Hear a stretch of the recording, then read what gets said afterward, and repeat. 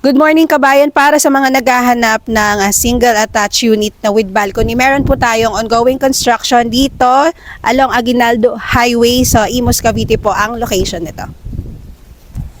So tara i-check po natin kung ano ang mga kaganapan. So dito sa part na yan may pocket garden dyan.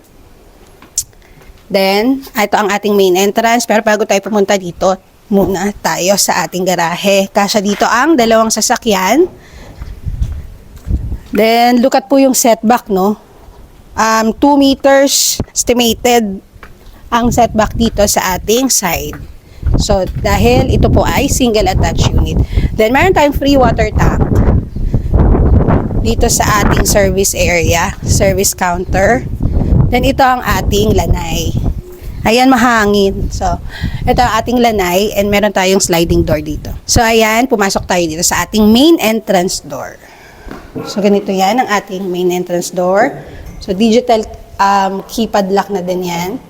And then, dito sa area na to, ito ang ating living area. So, ito ang ating windows dyan. Sliding window. And then, meron din tayong sliding window dito. Ito ang ating lanay, yung kanina. And then, ito ang ating magiging dining area. And ito yung kitchen area. So, granite tiles po yan. Fitted kitchen cabinets. At ito ang ating bedroom 1 sa ground floor. So, ayan. So, again, under construction to, kabayan. Pero, kung magustuhan nyo siya, pwede nyo na siyang kunin, i-reserve. So, through and through po ito, palabas.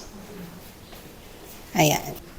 So, meron din tayo ditong malaking sliding window. Tapos, dito naman sa part na to, ayan, pwede pa tong storage area. Lalaki tayo sa taas. So, ang ating stairways is made up of a solid wood, no? Which is called a pitong. So, ayan, under construction pa to, kaya andito pa si Kuya. Ayan, dito, meron tayong 3 bedrooms. Unahin na natin tong master's bedroom na may sariling toilet and bath. Ayan, oh, 'di ba? Makikita nyo, meron yung bathtub and may mga fixtures pa na kulang kasi nga ginagawa pa lang. Ito yung master's bedroom. Malawak, malaki. Malaki ang ating mga cabinets na may mga sliding window tayo dyan. Ayan, hindi ko siya mabubuksan kasi wala pa siyang handle. Ito ang ating vanity area. And ito ang ating balcony. Ayan, bongga. So, ayan.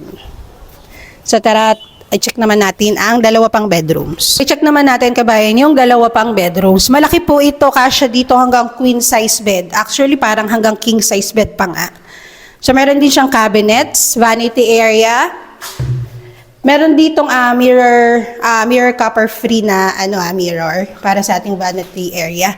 And then, meron po tayong common toilet and bath para sa dalawang bedroom. So, may door dyan, access itong bedroom number 2. Ito ang ating CR. So, ayan ang kaniyang accent wall, ang kaniyang accent tiles. And then, complete fixtures po yan. Siyempre, lalagyan din yan ng mirror. Then, ito yung ating bedroom number 3.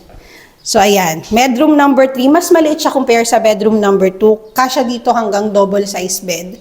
Meron din siyang vanity area at meron din syempre cabinet and may sliding window po sa side na yan.